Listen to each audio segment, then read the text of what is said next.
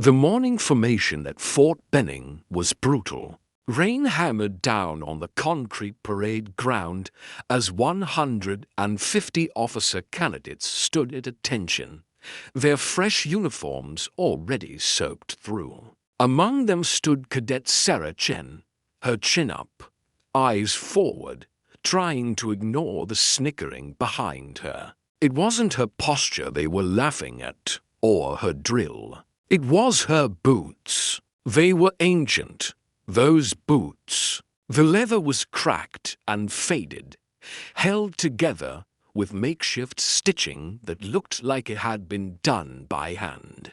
While every other cadet wore pristine, regulation-issued combat boots that gleamed despite the rain. Sarah's looked like they'd survived a war, which, as it turned out, they had. "Hey, Chen," whispered Cadet Morrison, a trust fund kid from Connecticut who'd shown up with 3 sets of custom-fitted uniforms. "Did you get those boots from a thrift store? Or did you dig them out of a dumpster?" The cadets around him struggled to contain their laughter. Sarah didn't react. She'd learned early that responding only made it worse. Sergeant Major William Cross stood at the front of the formation, his eyes scanning the ranks with the precision of a man who'd spent 30 years in the army. He was a legend at Fort Benning, a decorated veteran of 3 wars who could spot a weak link from 100 yards away.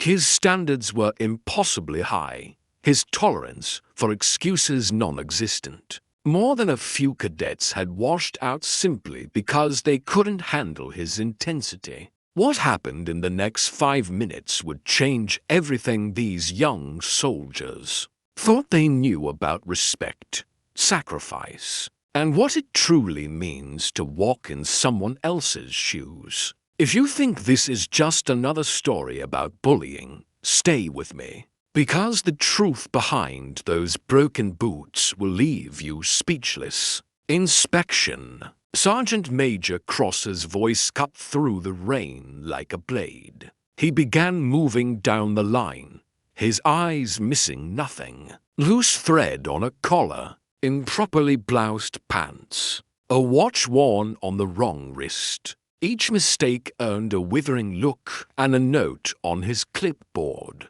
The cadet stood rigid, terrified of drawing his attention. Then he reached Sarah. His eyes moved down from her face to her uniform, then stopped at her boots. The snickering started again, quiet but audible. Morrison couldn't resist. "Sergeant Major, I think Cadet Chen might be out of uniform. Those boots look like they're about to fall apart." The parade ground went silent. Every cadet knew that calling out a fellow soldier during inspection was a serious breach of etiquette. But Morrison's family had donated a new training facility to the academy. He felt untouchable. Sergeant Major Cross turned slowly, his face unreadable. He walked back to Sarah, his boots splashing through puddles, until he stood directly in front of her.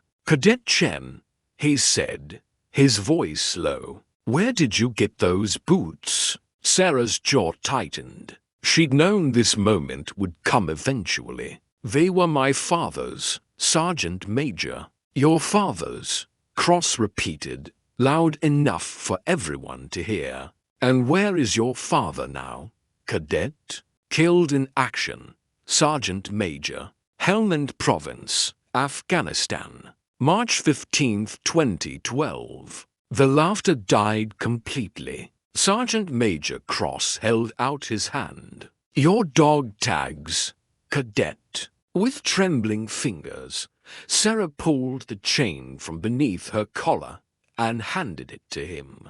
Cross held the tags up to read them in the dim morning light, then went completely still. When he spoke again, his voice was different, quieter, heavy with something the cadets had never heard from him before. Emotion. "Captain James Chen," he read aloud. Bronze star with valor, Purple Heart. He looked up at the assembled cadets, his eyes blazing. I served with Captain Chen. I was there when he died. He took 7 rounds covering our retreat from an ambush. He saved 11 men that day, including me. You could have heard a pin drop in that rain-soaked silence. Sarah's eyes were straight ahead, but tears mixed with rain on her cheeks. Sergeant Major Cross stepped closer to her. His voice now meant only for her ears. But in that stillness, everyone heard. "Why are you wearing his boots, Cadet?" Sarah's voice shook, but held firm. "Because he wore them through 3 deployments. Because when I lace them up every morning, I remember what real sacrifice looks like. Because my family couldn't afford new ones, Sergeant Major. And I'd rather wear boots that carried a hero than pristine ones bought with money I don't have. Think about this for a moment. How many times have you judged someone without knowing their story? How many times have you mocked someone's appearance without understanding what they're carrying? Remember that feeling, because what Sergeant Major Cross did next would teach these cadets a lesson they'd never forget. Cross turned to face the formation, his voice rising to a parade ground roar. Every single one of you is standing here in brand new gear, fresh uniforms, boots that have never seen a day of real work. And you have the audacity to laugh at a soldier wearing her father's combat boots?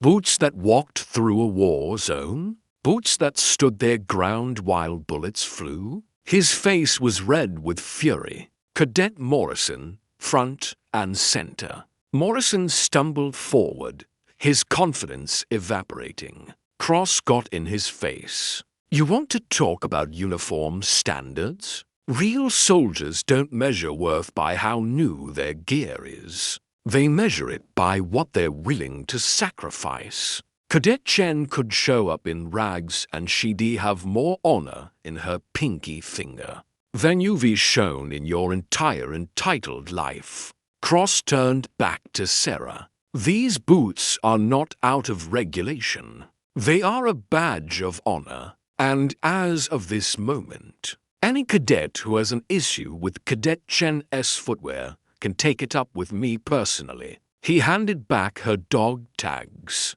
"Your father would be proud of you, Cadet. I'm proud to serve alongside his daughter." Sarah's salute was sharp, professional. "Thank you, Sergeant Major." For the rest of that training cycle, no one said a word about Sarah's boots. Morrison washed out 3 weeks later, unable to handle the extra physical training Cross assigned him.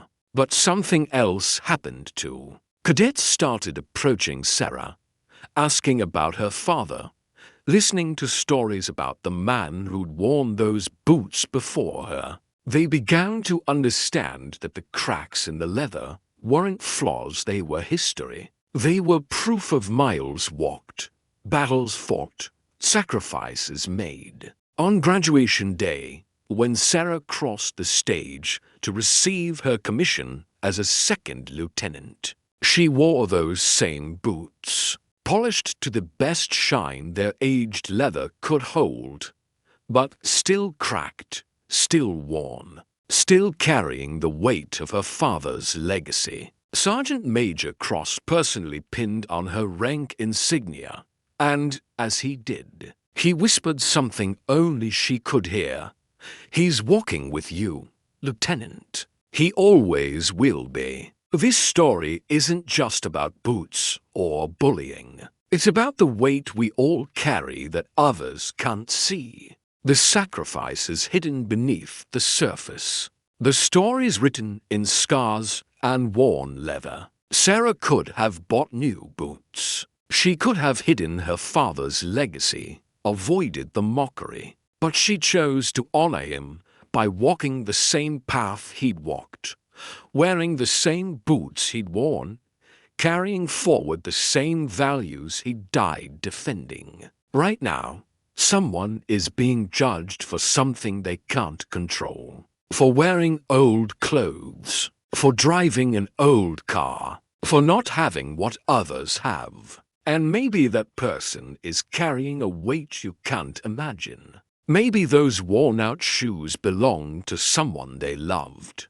Maybe that old jacket is all they have left of a parent who's gone. Before you judge, before you mock, before you assume, ask yourself what story you might be missing. Share this story with someone who needs to remember that what we see on the surface is never the whole truth. That dignity isn't measured in dollars or appearances. That sometimes the most broken-looking things carry the most precious stories. Sarah walked in her father's boots and became the officer he would have wanted her to be, not despite the cracks in the leather, but because of them. Because they reminded her every single day what she was fighting for.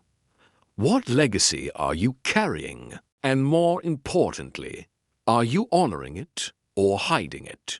The choice is yours.